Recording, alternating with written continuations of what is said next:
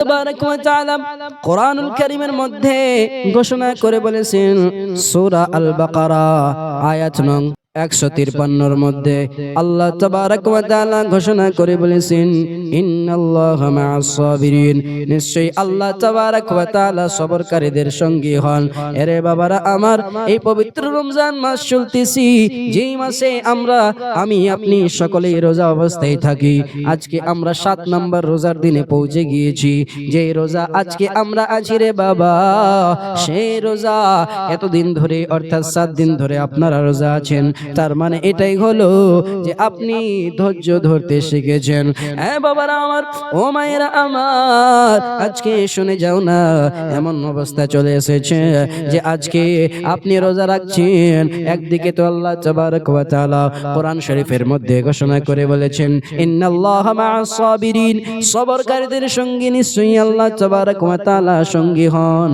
আজকে আমরা সবর করতেছি, কিন্তু তবু আল্লাহ তাবারক ওয়া তাআলার প্রিয় কেন হতে পারছি না? শুনুন, আল্লাহ তাবারক ওয়া তাআলার কাছে প্রিয় হওয়ার জন্য শর্ত রয়েছে যে আমরা রোজা রাখতেছি, তার মানে কি গো, কি আমরা যে রোজা রাখতেছি আমাদের রোজাগুলি কবুল হচ্ছে কিনা, আমাদের রোজাগুলি আল্লাহ তাবারক ওয়া তাআলার নিকটে পৌঁছাচ্ছে কিনা, তার জন্য সর্বপ্রথমে আমাদেরকে নিজের দিকে তাকাতে হবে যে আমি সত্যকারের ধৈর্য ধরে আছি কিনা। আমাকে দেখতে হবে যে আমি সত্যকারের আল্লাহর কাছে আল্লাহ তাবারক ওয়া তাআলাকে রাজি করার জন্য রোজা রাখছি কিনা। যদি আমাদের নিয়তখানা সত্যিকারের আল্লাহকে রাজি করার জন্য হয়, তবে আমাদের রোজা তো আল্লাহ তাবারক ওয়া তাআলার কাছে কবুল হবে। আর তার সঙ্গে সঙ্গে আমরা যে এই সবর করতেছি, নিশ্চয়ই আল্লাহ তাবারক ওয়া তাআলাও আমাদের সঙ্গী হবেন। কিন্তু তার জন্য সর্বপ্রথম যেটা কাজ হবে, সেই কাজটা আমি এর আগেও আপনাদেরকে বলেছি রে বাবা, যে আমাদেরকে সকলকেই নিজেদের হৃদয়কে পরিষ্কার করতে হবে, নিয়তটাকে মজবুত করতে হবে, ঈমানটাকে পুখতা করতে হবে। তার সঙ্গে সঙ্গে আমাদেরকে নামাজও আদা করতে হবে। তার সঙ্গে সঙ্গে আমাদেরকে এই রমজান মাসের রোজা তো রাখছি, তার সঙ্গে সঙ্গে যদি টাকা পয়সাওয়ালা হয়, আমাদেরকে এই রমজান মাসে যাকাত বের করতে হবে। হ্যাঁ, যদি আমরা শুধুমাত্র রোজাই রাখলাম আর বাকি সমস্ত ইবাদতকে ত্যাগ করে দিলাম, তবে শুধুমাত্র আমরা একটাই ইবাদতের ফলাফল পাবো। বাবাজিরা আমার, আল্লাহ তাবারক ওয়া তাআলা কোরআন শরীফের মধ্যে ঘোষণা করে বলেছেন সূরা আল বাকারার মধ্যে ইন্নাল্লাহা মা'আস সাবিরিন, নিশ্চয়ই আল্লাহ তাবারক ওয়া তাআলা সবরকারীদের সঙ্গী হন।